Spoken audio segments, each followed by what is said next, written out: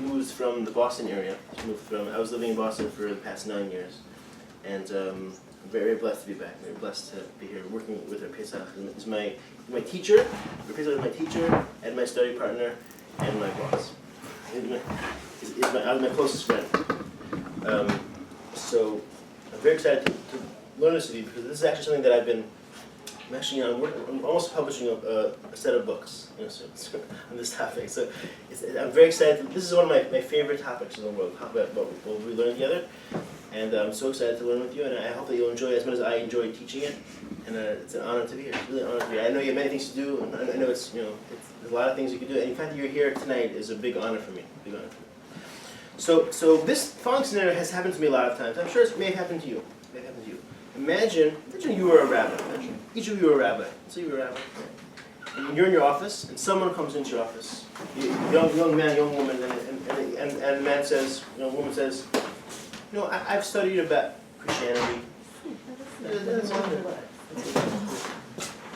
I'm more comfortable. This is your and then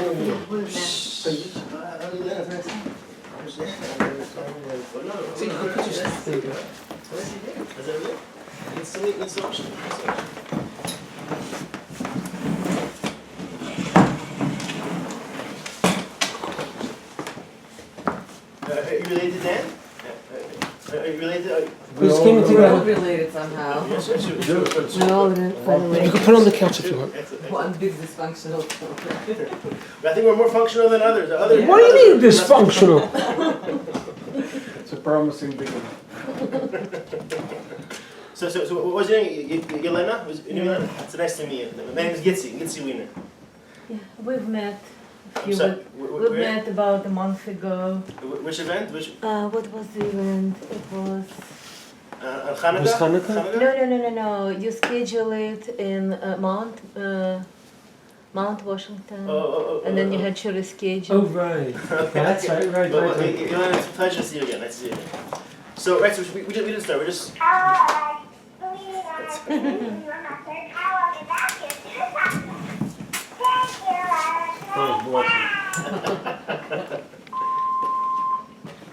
Okay, right. So imagine a person comes into your office and says, "I've studied about Christianity. I understand what Christianity is about. I've studied a bit about Islam. I understand what its purpose is about. Tell me, what is the purpose? What is the main goal of Judaism? What is the main goal?" Also, I'm aware that there are many different laws, many different holidays.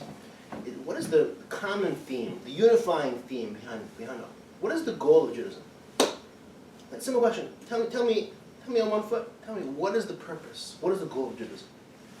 So that's the question, right? So how would you answer? What would you answer? What would you say? What is the goal of Judaism? I've just read, so I know. Yeah. Love yourself like your neighbor. Joseph said a very profound thing. Your A student. Joseph actually is channeling the opinion of Rabbi Akiva, that the goal of the whole Torah is to love your neighbor as yourself. But the question, though, is, in fact, there's a historian named Paul Johnson. He wrote a book called History of the Jews. He's a Christian historian. He's a Judeophile. He writes. He's a British fellow. He writes, well, it's clear that Rabbi Akiva wasn't familiar with all the laws of Judaism, because there are many laws that have nothing to do with loving your neighbor as yourself. He says, the laws of keeping kosher, the laws of many holidays. Right? So that was his argument. Obviously, he's wrong.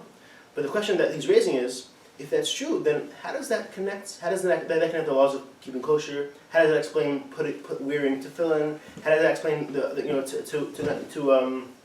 keep certain holidays?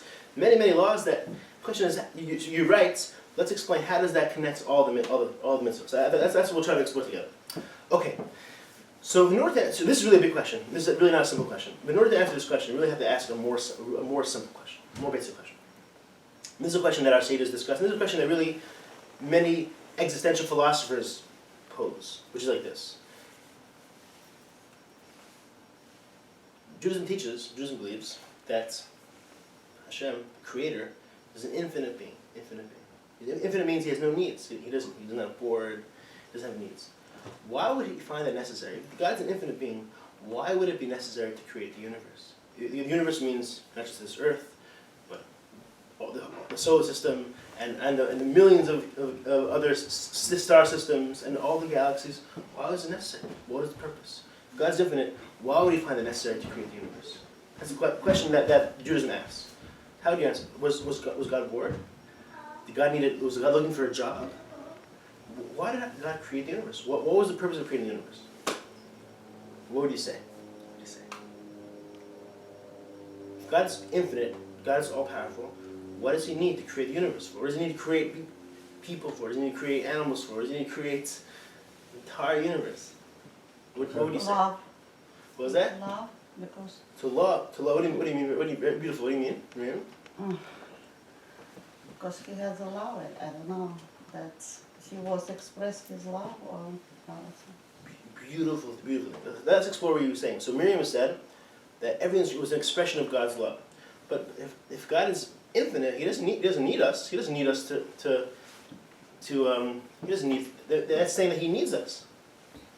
He needs to give his love to somebody and then to Receive it back. receive it. No, not receive. Who needs to receive it back? God needs to receive it back. God needs love. Does God need love? Yeah, God needs our No. love. It's called confirmation. God don't need nothing. Does God need our love? If we wouldn't exist, would God need our love? Would God be lacking? But what does he need us for? You're saying a very beautiful thing. God wants to show his love to us. Beautiful thing. It's true. It's very true. But does God need Never us? hurt to have it back. Okay, good. So Joseph and Reza, Joseph and Reza are saying, right? God wants our love. Any other opinions? Dan, what's your opinion? What do you think? What do you believe? Why did the Almighty create the universe? What was the purpose of creating the universe? I think it's the ultimate manifestation of chesed. But why? Because you give without expecting anything back, right? Great, okay, excellent, amazing. Yeah, it's a different one. You create the universe to give without expecting anything back. Is that what you're saying, Dan? I think that's what I'm Good, saying. beautiful. Very similar to what Miriam said. Beautiful. Anything else? Yosef, Stan, Allah, Elena. Any other opinions? Why was the universe created by God? What did he need us for? What does he need the universe for?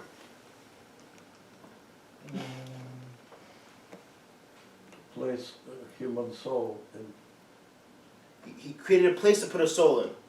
Yeah. You're saying a very deep idea. We'll get to that eventually. Okay, very good. Eva, what do you say? What's your opinion?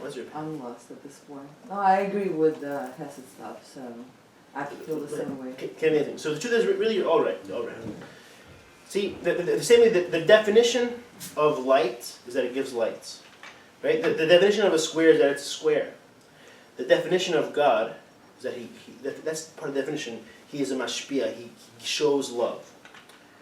Not so much that he has a need for it. That's his definition. God, Hashem, he gives. He's mashpia. Gives love. Hashem created the universe because he wants to give love.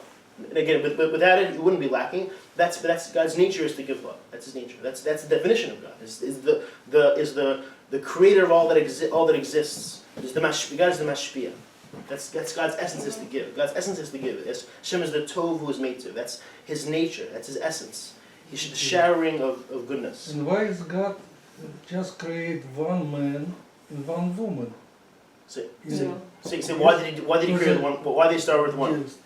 Okay, good. Actually, so you're very advanced. We're even before that. We're not. But Not there. life is start with three of the. You're asking me? You saying he should have created a billion people instead of just one Yes. person? So why did he create one person? He should have created a billion at one time.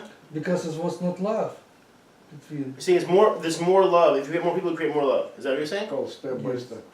Okay, so excellent. Okay, very good. So this question is discussed in Sanhedrin. It's a very important question. Well, hopefully we'll get to that at a later stage. So Can I add Yeah. something? Maybe, but I said, so he created the kingdom, okay, and excellent. so here, so like he is a king, and he created the kingdom.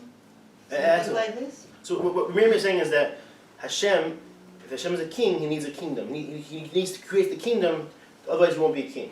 What he's saying is something that's discussed in the Seder. It's a deep idea. We really have to explain that because it sounds like without us, God will be limited. So we have to explore what that means. So now our Seder teach though, Hashem wanted to give us, not just for love, he wanted to give his creations the greatest possible pleasure. Right? Hashem wanted to give us pleasure. Hashem created for lisaneg, to give us pleasure. Hashem wanted to give us the greatest possible pleasure. Right? So look around the world. There are a lot of pleasures in the world. Right? Eating pizza is pleasure. Right? Winning a chess game is a pleasure. Right? Winning an Olympics is great. Great pleasure. Look around your life. What is the greatest pleasure? Many levels of pleasure. What is the greatest possible pleasure? To give. To give is the greatest pleasure? Of course. What do you mean by that? What do you mean? To sin, thanks. To what? To thank? No, thanks. Think. To Thanks, Or to be thanks. thankful. To- To thank. to- If you give, To if be somebody grateful gives to for some, some. you have To be to grateful. appreciate. You're saying the greatest pleasure is to Appreciate. thank. Good. So you're saying to give. You're saying to give presents is the greatest pleasure. It doesn't matter what it is, as long as When you give, you see- feel Yeah. So you're saying to give. much You better guys than you are receive. a smart group. Is that the greatest pleasure? But I have to tell you something. You're dealing with the Russian community. You're not in Sharon, Massachusetts. So, get used to that. That's We're great. way ahead of That's the great. curve. That's great. So is the greatest pleasure in the world to give? Greatest pleasure? love. Love. What do you mean? What do you mean by that? What do you mean by that? About love. How is love the greatest pleasure? The greatest pleasure, because you give your life to somebody and it's Greatest Most pleasure for meaningful. you. Again, a pleasure that's most. Well, I think that's a Deep- very personal Oh, question. okay, you don't have to answer. You don't have to answer, but. It's to be more close to Hashem. Yeah, really? That's the greatest pleasure because that's Hashem? It's the best, whatever the person can feel. But it's Are you also trying love. to? It's a gift, it's a love. Close, Are it's you a trying? love. Are you trying to say what the It rabbi doesn't wants? matter. You trying to say what the rabbi wants It's to hear? love or it's give or receive. Everything what it's make you closer to Hashem, to feel this energy, to feel this light. This is pleasure. Unbelievable. So I really I should sit down and let Allah give the class because I'm done. A lot of people give this class. Exactly. So I've asked this question perhaps 1,000 times to maybe more than 1,000 people, and usually almost always come to the same. People offer the same answer. Yes, Dan. Yes, Dan. Rabbi, the word pleasure, by its definition, implies being grounded in the physical world, is it not? It's a two-level of pleasure, physical and spiritual. Well. Yeah, we're talking here in this world. We're talking on planet Earth. What's the great pleasure in this earth? But we're not just physical beings. We're emotional beings, intellectual beings. So we can experience pleasure on different levels. So the pleasure of eating pizza or other physical pleasures, they're pleasurable, but they don't resonate as deeply as other types of pleasures. Right? The pleasure of eating pizza, right, is one of pleasure, but perhaps not as pleasurable as winning a marathon. Right? There's a deeper pleasure from accomplishing something, from achieving. Right?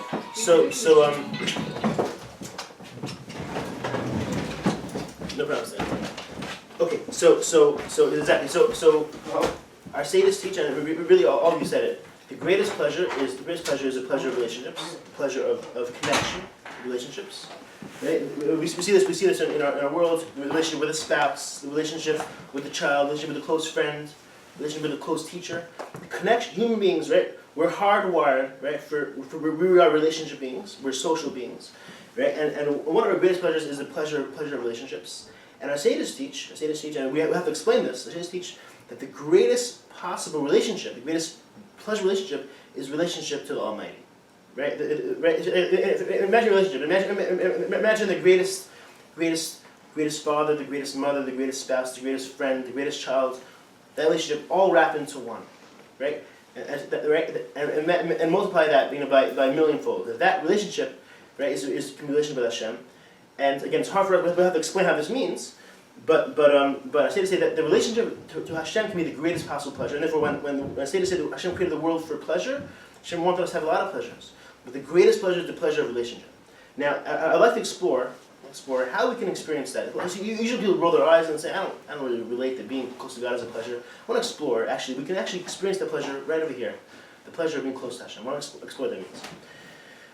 So the basis, what's the basis of a relationship? Right? So what is the foundation of a relationship? What do you say? What is the most important part of a relationship? Trust, Communication. Trust, communication, beautiful. respect. What else? What else? First of all, we have belief to God. First of all, In a relationship? if you believe of the God, and you know God create you, you be appreciate every moment. You wake up in the morning, you thank the God. Every step you thank to God. You're absolutely, Because He give you everything. what you're If saying, you believe like this. you're saying really, you're true. You're talking about the relationship to God. The most important, the first step is to Yes, believe, yes, yes. is to have emunah, 100%. But I'm talking even on a more basic level, in human relationships, between husband and wife, between friends. What's the most important ingredient of relationship? Maybe appreciation. Appreciation. But that's what Joseph Okay, good, excellent. Okay, good, respect. What else? What else? What else? In the Jewish Patience. law, Oh my God, this is Patient. Good, that's great. Good answer, that's great. patience. Great. Yes, Elena, what do you say? I said trust. Trust. That's great. Amazing. Dan, what do you think? I'm not sure. Okay. To give to No, love no, to no, somebody. no problem. So we find in the word relationship, the beginning of the word relationship is the word relates. Relates. To be able to relate. Relate means the ability to relate to somebody. Right? For example, can we have a relationship with a rock, with a stone? Yes. Relationship with a stone? Can you relationship with a stone? Okay, good. Okay, good. Okay. Okay, is it? Okay, how about a relationship with a bunny rabbit? Bunny rabbit. Can you have a relationship with a bunny rabbit? Yeah. More or less than a stone? More. More. Little- little How bit. about with your neighbor's infants? Newborn baby. Can you have a relationship with a newborn baby? Absolutely. More than the bunny? By association. More than the bunny? More than the rock? What's the difference? You can't talk. It's not a mutual relationship. You can't talk to either of them. But it's a new soul. So. Well, why do we connect more to the baby than to the bunny than to the rock? It's a human being. That's right, exactly. Right. So number one, we're human beings, right? We're more similar, right? So the starting point of relationship is similarity creates connection, and certainly a person who shares the same taste in music, who has the same political views as you, dresses the same taste in food, things that are similar, you create instant connection. You meet a total stranger, right? And they're a Ravens fan. Right? You meet a total stranger in California, and they're a Ravens fan. And you're a Ravens fan also. It creates a connection. Similarities create connection, and the opposite, dissimilarities, things that are not similar, create friction. Doesn't mean you can't have a relationship at all, but it creates friction. The more similar you are, the more there's connection. The more not similar, the more the friction there is. So yeah, I'll give you a different example. Right? Let's say you have this couple, and they say, oh, we love each other, we have so much in common, right? We have so much in common, we can't get married, right? And you see when people split up, they say, we had nothing in common, we couldn't relate to each other, right?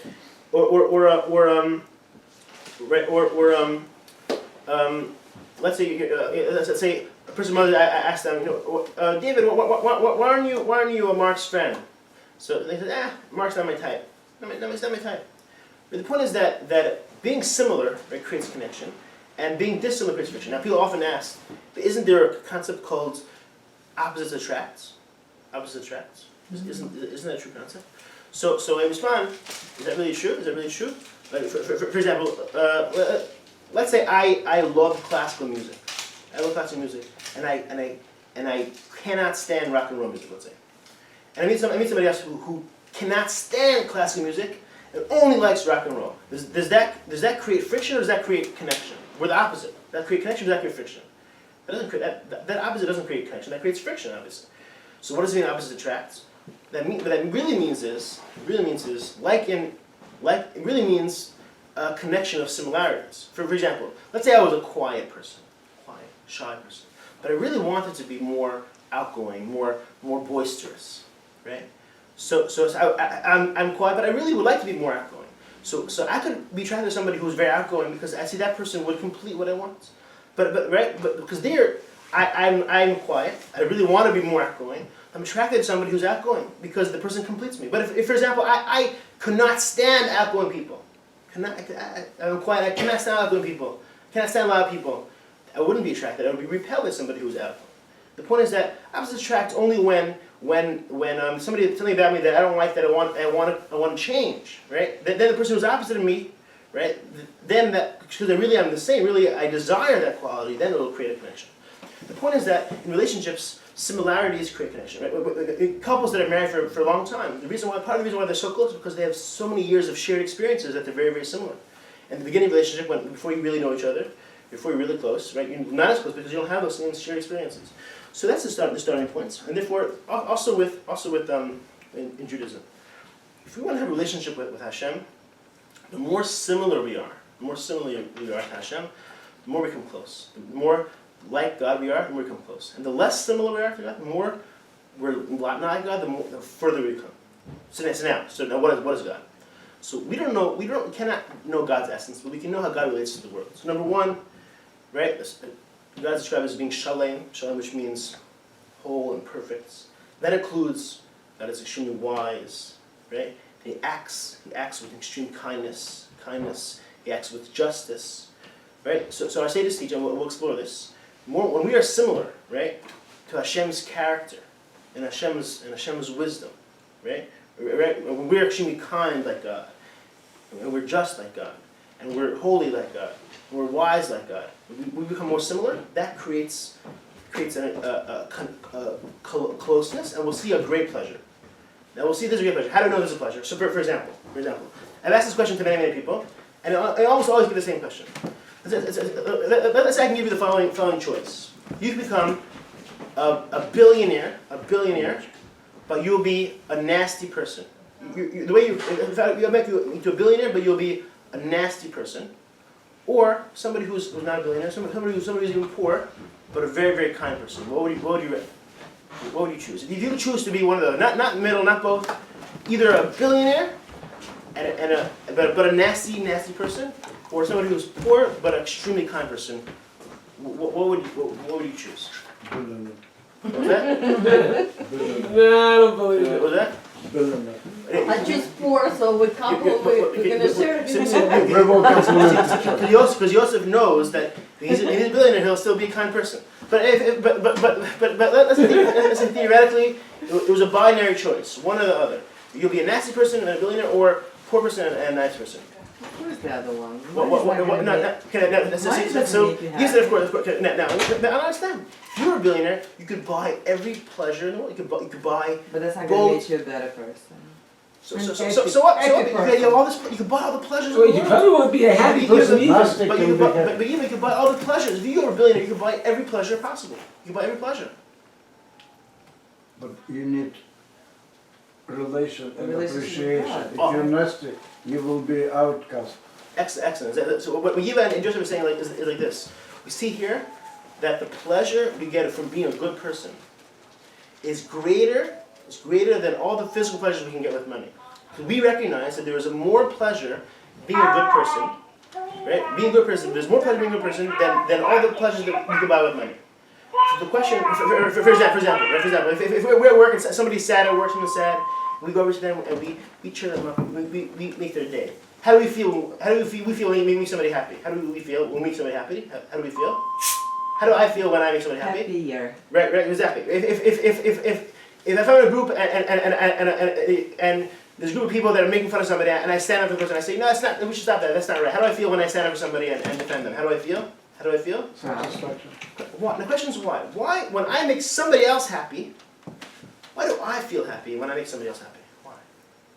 How does that work? If you say the greatest pleasure is giving, that's very true. Why? Why would I help Yosef? Why would I feel good? Yosef should feel good. Why should I feel good?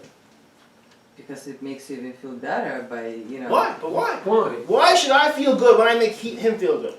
Because it's satisfaction only of religious. seeing somebody good. So you're satisfied seeing good, so it reflects back to you. So you're saying it's satisfaction. Yeah. Satisfaction. I feel happy because I'm satisfied. Okay, good. What else? What's another reason? Why do I, when I act kind to another person, why do I feel good? Because we want to be just like God. And Beautiful, that's what beautiful, he beautiful, wants. beautiful. But, you know, you know all the answers. I know, should I skip the class? So Should I graduate now? So exactly, I say this teach, the reason when we act in a godlike way, we act kind, we act just. The reason why we get pleasure, you know why we get pleasure? You know why? That the pleasure we get is actually a spiritual pleasure. It's the pleasure of our neshama, the sort of the buzz of this electric connection to the Almighty. That we, when we act similar to God, we're connecting to God, and the happiness we get is a taste of what's called dveikus, of connection. We're connected. See, I have a question. This may be difficult, but You feel it? yeah. So then, will an atheist who doesn't believe in God, will he feel good when he does good to someone? Yes, 100%. What was that? Very provoking. But what's the connection? He doesn't know. He thinks there's no God. So she'll have more pleasure if he believes in God, but he is in God's presence. An atheist who does kindness is in God's presence. In God's presence. It's He doesn't know that, God knows it. Right. It's a blind person. It's a temporary stage. We're hardwired. We're hardwired that we get pleasure from being godlike. Being godlike. That pleasure is a spiritual pleasure. Is a the pleasure of dveikus. Even if you don't believe in God, that's the person becoming becoming closer. So the point is like this. The point is this is really the main point of this whole entire class. That our sages teach the whole world is created for the greatest pleasure. And what's the greatest pleasure? The pleasure of relationship. Which relationship? Relationship with the Almighty. How do we see that's pleasurable? When we act in a godlike way that's similar to God, when we act kindness, with wisdom, with justice. And again, many examples of that. When we act in these ways, we become more like Hashem, and that makes us connect to Hashem, and that makes us tremendous pleasure. And this pleasure we can access no matter how wealthy we are, no matter where we live, right? Wherever we are, we can feel with happiness. We feel happiness by being like God, being God. So being like God is called shleimus, being godly, and the connection is called dveikus connection. Okay, that's number one. That's pleasure number one. What's called the pleasure of dveikus. Number two, a related thing. See, it's a two-way street. When we're close to God, God's close to us, right? When we feel God's close to us, we have this sense of security, right? The world is so uncertain, right? The world feels so tumultuous and the world's shifting, right? And we live in a world where everyone's trying to outdo the other, right? But if a person has a sense of closeness to Hashem loves me, I love Hashem, I have a relationship, the creator of the universe, it cares for me, they can face the world called bitachon. Bitachon means to be secure, right? It means to be secure, to feel secure. I am my loving parents' embrace.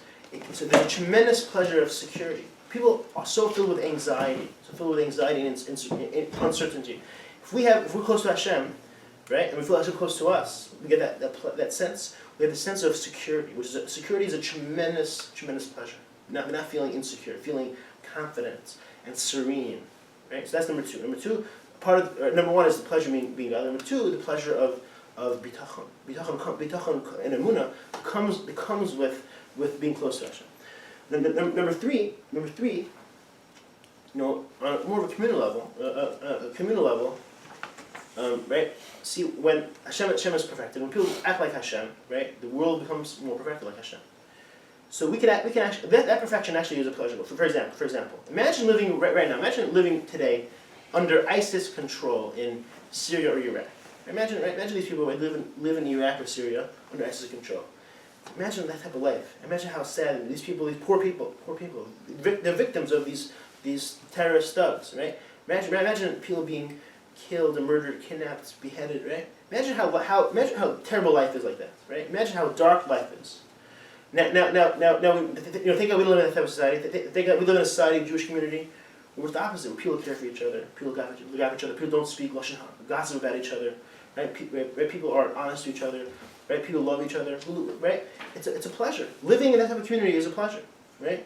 Creating a community where we are kind to each other is a pleasure, right? So another example of the pleasure of close to Hashem is that we create a perfected, godly community, and the goal is, eventually, when more people act in a godly way, we create a world that's a pleasurable place, like a heavenly place. The point is that the more we act like God, the more we create a heavenly perfected communities, the more it's a pleasure to live in. So here's a third example of the pleasure of being close to Hashem is that we create these perfected societies, right? The pleasure that we have living here is is because we keep the values of the Torah. Number 4, and there's a lot. We'll stop with this. Number 4, human beings, we're hardwired. We need meaning in our life, right? See, an animal, a cow, will be very happy being put on a pasture and eating grass his or her whole life. Now, a cow can just spend the whole day eating grass and be happy, right? If you take a person and just give him pizza the whole day, right? People aren't happy. Right? Only give him pizza. Imagine a person just give him food the whole day, just your whole life eating food. Imagine the person be happy. No. We're hardwired, right? We're programmed. We need something higher, right? Yeah, right. We have these stories of people that are very successful lawyers. Finally, they retire, right? They retire when they're in their mid-50s, right? And what are they going to do? And they play golf, and they're bored. So many people just go back to work. And they have to work because they need something. They need meaning to live. Some people need meaning. The point is that human beings were hardwired for meaning. Right? There's a famous book, you probably read it, by Viktor Frankl, an amazing book, Man's Search for Meaning. Basically, it's all about how human beings were programmed we're programmed with a need for meaning. And therefore, those who embrace the values of the Torah, every day there's so much meaning. Every day we have an incredibly rich life of all these opportunities, becoming more God-like, helping to perfect the world, helping to close to Hashem. It's a life that's very rich with meaning. So that's for example of this great pleasure. We have this incredible meaning. Also related, we have this pleasure of creativity. We're helping to improve ourselves, helping to improve the world, helping to create this wonderful society. So also we have to tap into this pleasure of creativity. So the point is, just summarize what we said, right? That living this godly life, right, brings tremendous pleasure. Acting like God, a sense of security, God's taking care of you. We create a community that's a pleasurable community that it's a godly community, and it's rich, we're blessed with rich meaning and satisfaction. Okay, so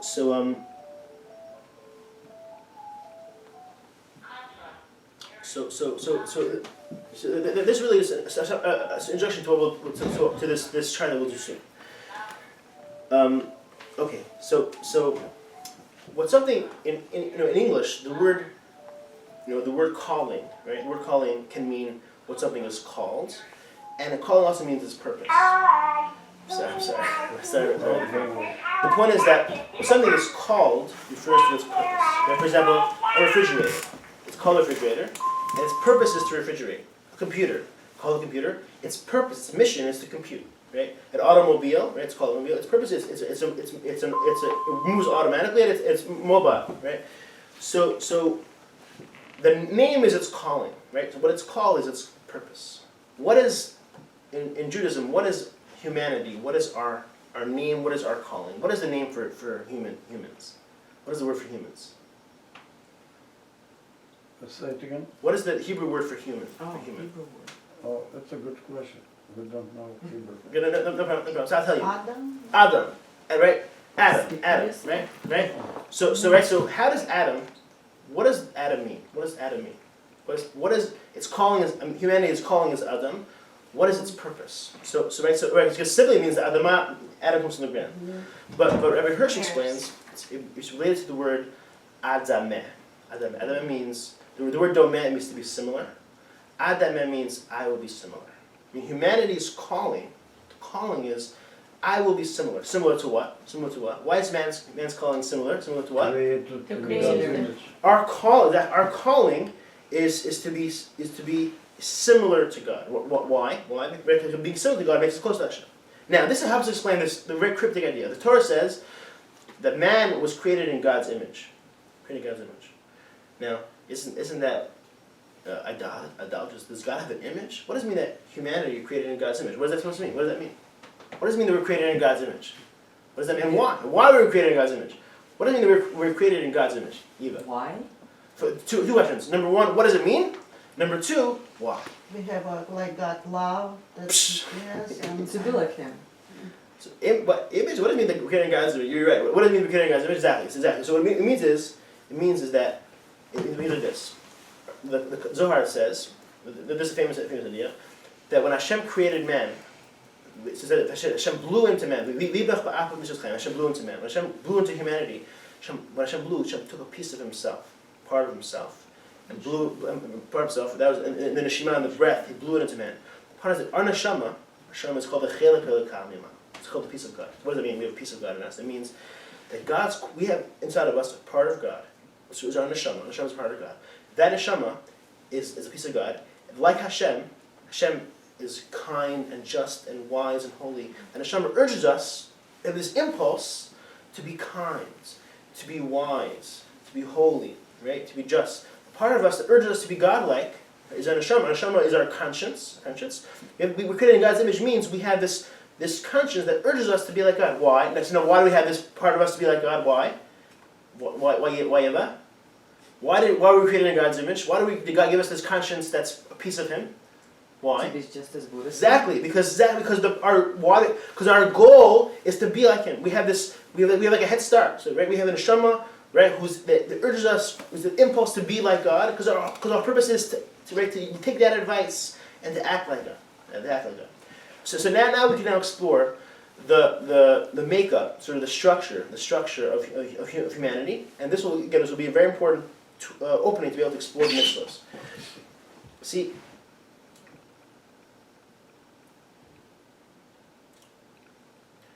right? Sigmund Freud, right? He famously observed that there were three parts to the person's personality. There were three parts to the psyche, right? There was the superego, right, which is superego, which is the conscience. There's the id, which is basically the sensual parts of the body, the part that desires sensual pleasures. Then there's the ego. Ego is the part that chooses between the advice of the superego and the advice of the id. Right? That's what Sigmund Freud said. The truth is, though, this is really just a relabeling of Torah ideas. Right? The Gemara says, right? We have three parts to our personality. There's what's called the Yetzer Tov, the good impulse to do what's right, or impulse to be kind, to do what's right. And then we have the negative impulse to be mean, to lose our temper, to lose our patience, right? To sleep in bed, negative impulse. Then we have the part of us that's the real us, the driver, choosing to listen to my good impulse or to listen to my bad impulse. So Yetzer Tov. The truth is, though, our sages give the following analogy, the following image to look at it. Imagine a horse with two riders. So one rider is like the jockey, the one holding the reins. Another rider is behind, that doesn't hold the reins, but he's giving advice. So we have this horse with two spiritual riders. Right, so that's what we are. We are a horse with two spiritual riders. Our body, even though our body isn't us, body is a part of us. Body is one part of us. Our body is, without our soul, body is a very intelligent animal. Body is an intelligent animal. It's like a hairless ape. That's our body. So, but the truth is, though, that isn't us. That's like our horse, so to speak. That's the horse. The real us is riding the horse. And our body, like an animal, has animal desires. The body, like an animal, has animal desires, right? It wants to relax. It wants to enjoy itself. It wants to get as much pleasure as possible. That's the body. Then we have this advisor. So on top of the horse, we have the advisor sitting in the back of the advisor. It's a spiritual being, very wise. That's the neshama. That's the superego. That's the Yetzer Tov. That's the neshama's piece of God. All it wants is to be like God, to be kind, to be just, to be wise, to be good. That's all it wants, right? So it's giving advice, be good, do the right thing. And then in between we have the real us. It's what we call our sechel, our consciousness. Who do I listen to? Do I listen to my horse? Do I listen to my advisor? And it's a constant battle. The goal right now. So now the goal is that the goal will be not simply to. Of course, we want to take care of the horse. Is very important. The body is very important, right? We don't want to abuse or misuse or mistreat the horse. The goal will be to train the horse to such a degree that it has this neutral and obedient state towards the neshama. That'll be the goal, right? A negative state will be where the rider lost control and the horse just runs around and does whatever it wants. That's a negative state. So basically, if the horse is only in charge, right? Then the world becomes an animal world, right? As an example, let's say we're on a bus. We're on a bus, and it's late and we're tired, and we see an older person comes on a bus, and it's clear that the older person wants a seat. So, right, our horse says, other people should get up. I'm tired, right? He can stand. Our neshama says, You should get up, do the right thing, be like Hashem, right? So if we have the ability to control our impulses, right? The ability to control impulses, to control the horse. We'll say, okay, we're tired, we're gonna get up. The point is that a prerequisite to being godlike is the ability to control and channel our horse. It's very nice to say a theory, you should love people, love everyone. But how do you deal with the reality we have a negative impulse? So now we've first identified, okay, we described a very nice goal to be like God. We identified the first hurdle. The first hurdle is we have to find a way to transform and elevate and sanctify the horse, the physical part of us. So this comes to a concept called holiness. Holiness. It's a very important concept. Holiness is a word we use all the time. What does it mean? What does it mean to be holy? And how does a holy person act? And whatever you say, what does it mean that God is holy? So what is the definition of holiness? And what does it mean that God is holy?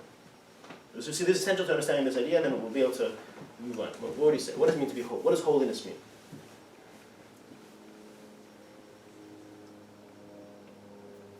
Can do no wrong. Good, beautiful.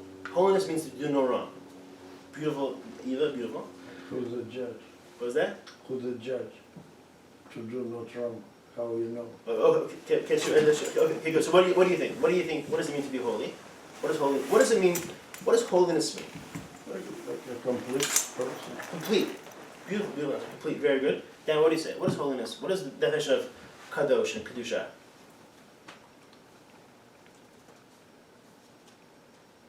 Not sure. Okay, that's a good answer. That's a very, very, very wise answer. It's a very good answer. What do you say, Yosef? What does kadosh mean? What does holiness mean? Kadosh? Kadosh, yeah. What is holy? Because you have to be a normal person. That's a good answer. That's a good answer. That's good. But Mary, what do you say? What is kadosh? What does kadosh mean? So see, it's a word we use a lot, right? Holy, the word we use, but it's hard to translate, right? Hey, Elena, what do you say? What does holy mean? Well, I think it's like, a lot to say about a person. It's a wise person who people around trust and come for advice. It's a person who has some beliefs and follows his beliefs and does not compromise. Great answer. Like it's a lot of things to say about, and it's not easy to become one, I think. So very good. So what does it mean, therefore, that God, we say that God is holy? What does it mean that God is holy? What does that mean? Perfect idea. So you say holy means perfect. It's a very good answer. Fine. So we have a concept that yedias hafechem achasi, which means sometimes we can know something by its opposite, by its antonym. So what's the opposite of holy? The opposite of holy is called tameh. Tameh. What does tameh mean? So really the three states. There's kadosh, which is a positive state. Tameh is a negative state, and a neutral state is called tahar, pure. So let's translate. So tameh means, it's in the word tamun, which means to be blocked up. Timtum is blocked up. So what does blocked up mean? Tameh means when basically a person's conscience, the advisor, the person's blocked up, cannot hear the voice of their conscience. Some people, they have their conscience has been ignored so long that they don't hear the voice of their conscience anymore. Tameh means blocks up. It's blockage. There's a blockage between them and their conscience and their advisor. Tahar is related to the word, Rebbe Hirsch says, tahar is related to the word tzohar, which means a window, and the word zohar, which means a light. Tahar, which means it's transparent, translucent. Tahar means light can pass through. It's a neutral state where it's pure, light can pass through. So tameh means it's blocked. Tahar means the light of the neshama, the advice, can shine through. So kadosh is a positive state. So the word kadosh literally means nivdal, which means to be separate. So what does that mean, separate? So it means like this. It means that my choices are made separate from physical considerations. It means the choice I make choices separate from I transcend the desires of my sensual desires. My choices are made based on the advice of what is right, of what is proper, or what's spiritual. Right? For example, right? I can be holy. So again, holy means to transcend physical. It means my choices are made that my choices transcend the physical. But I can engage in the world in a purely holy way. For example, I can eat an apple. So if my intention of my apple is to eat it just because I want to stimulate my taste buds. Okay, that's physical. That's physical. If I eat the apple, my intention is I'm going to use it to nourish my body, so I'll have energy to be able to live a godly life. That's not physical. That's spiritual. That's spiritual. So therefore, holy means right.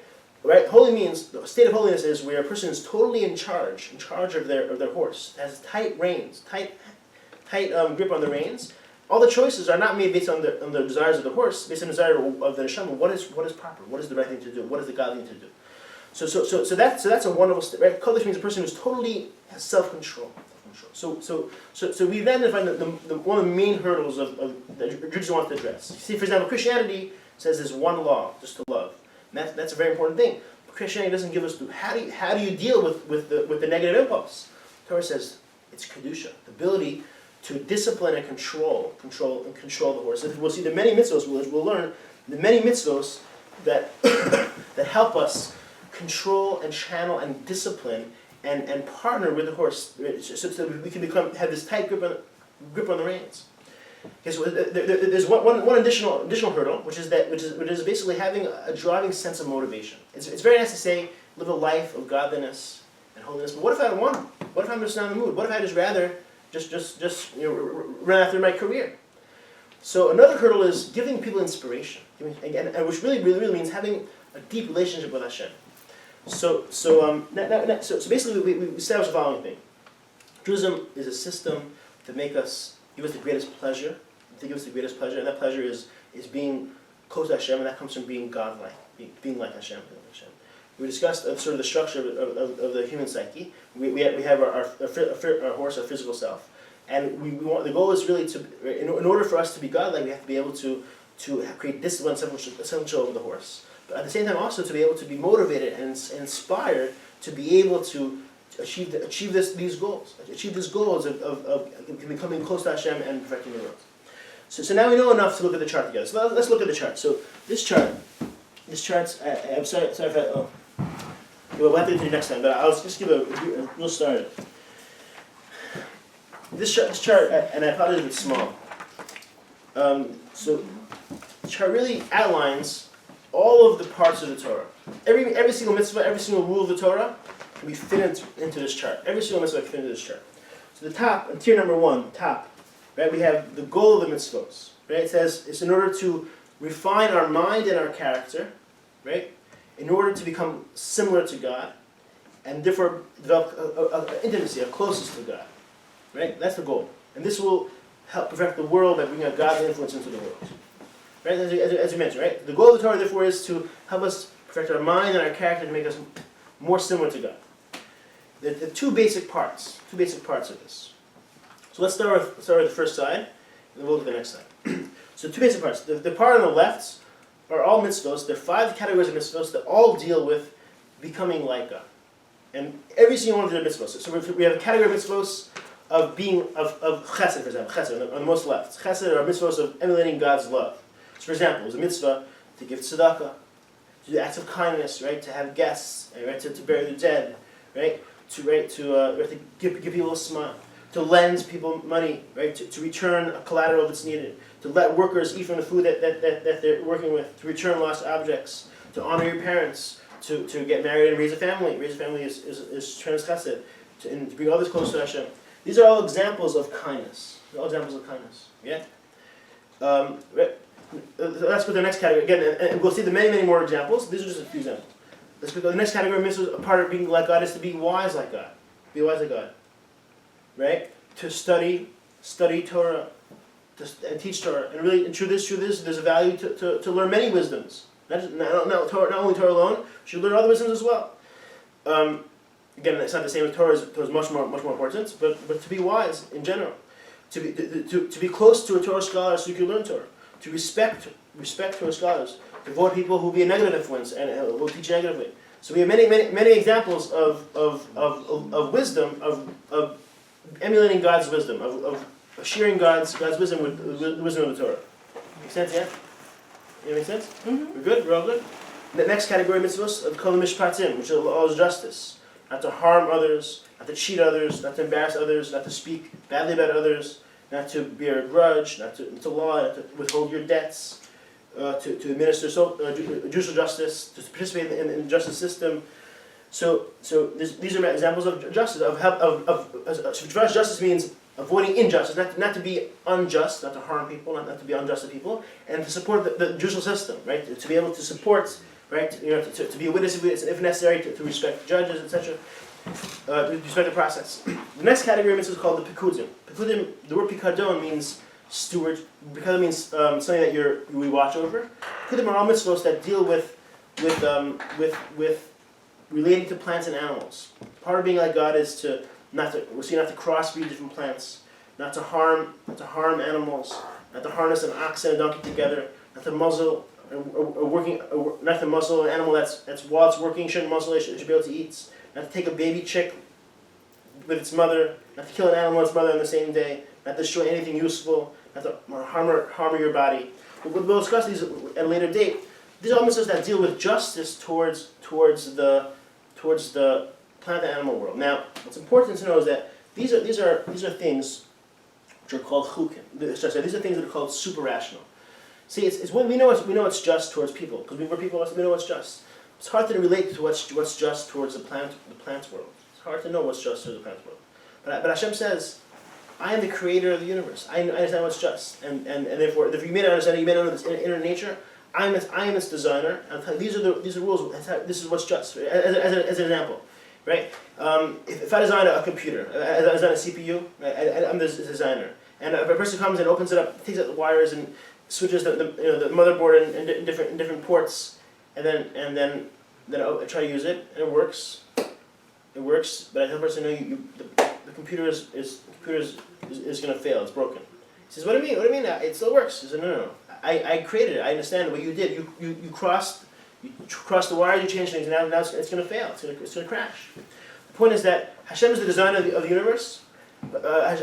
Hashem says, don't cross certain lines. Don't cross certain lines. Don't do certain things. And even if we don't always understand why it's unjust, Hashem says, I've created it. I'm the designer. I understand this will mess it up. So, for example, there's mitzvah not to crossbreed, take different species and crossbreed them. Right? And now it's very manifest in the issues of genetic modification. But there's a mitzvah not to take different species of plants and hybridize them. There's a mitzvah not to do that. It doesn't make it not kosher. We shouldn't do that. Why? You'll say, what's wrong? The world's fine. So Hashem says, I'm its designer. I created this ecosystem. It's a very delicate balance. You're crossing the wires. You're messing it up. So these are all mitzvahs that deal with justice towards the plant animal world. Okay, I have to stop now. So for next time, we'll explore the chukim. The chukim is the last category.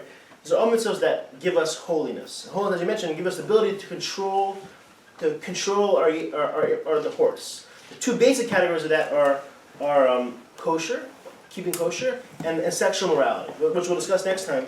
So those are all chukim. Chukim are all basically all mitzvahs that give us the ability to be holy like God, which really means the ability to control our impulses. Right? So again, the first four deal with kindness, wisdom, justice towards plant and animals.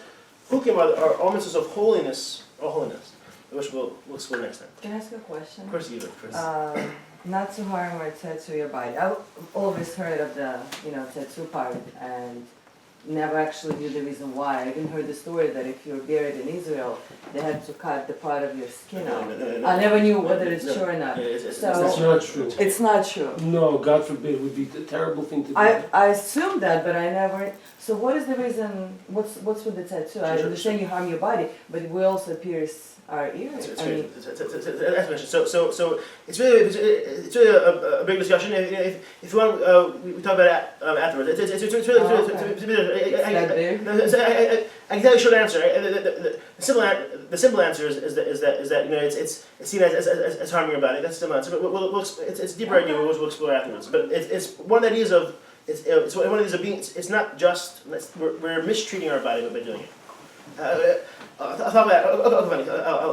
I'll give an answer. I'll tell you the answer now. Is it okay to give the answer? Is it okay?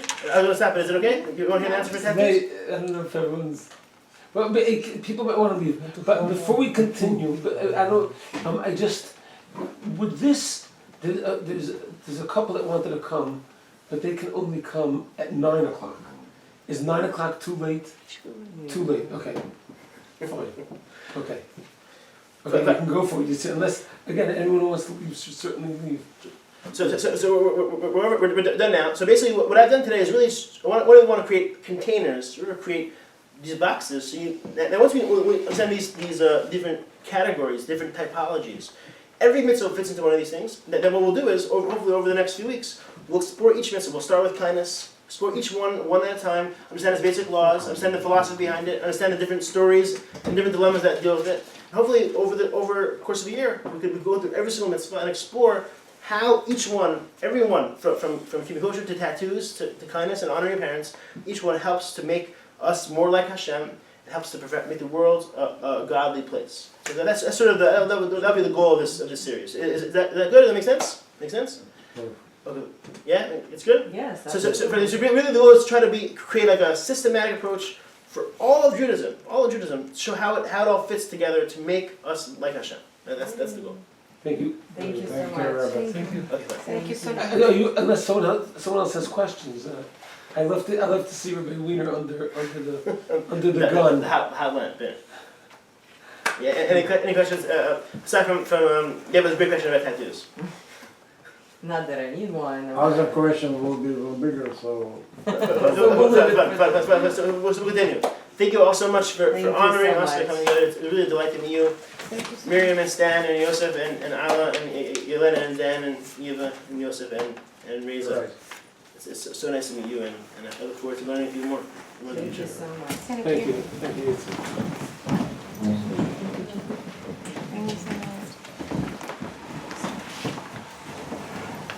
It's really a pleasure meeting you. That's like old hair.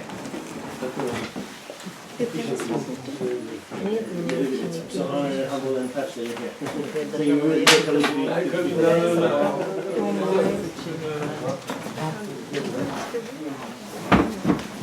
Dan, how are you? Сейчас придет, мне надо будет, она мне еще и кофе делает. Идем домой. Ой, спасибо, Леночка. Что это такое? Happy New Year она мне сделала. General, I remember that we last spoke. There was something on.